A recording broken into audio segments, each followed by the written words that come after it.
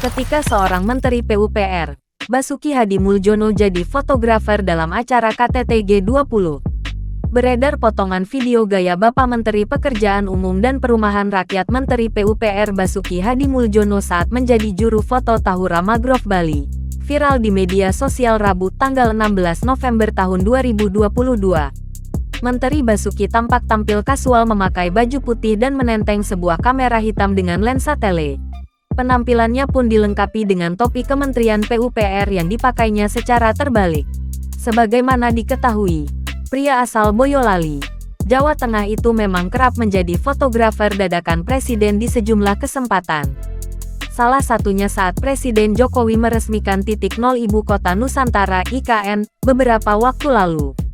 Juru bicara Kementerian PUPR Endra Atmawijaja saat dikonfirmasi menjelaskan alasan di balik momen Menteri Basuki jadi fotografer.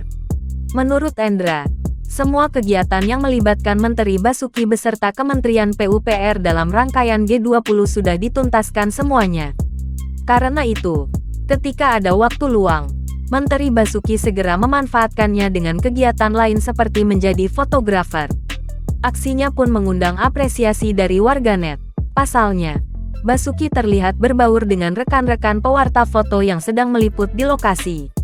Dengan aksinya ini, tak ayal mengundang apresiasi warganet. Ada yang mengatakan keahlian lain Basuki kembali terungkap setelah permainan drumnya.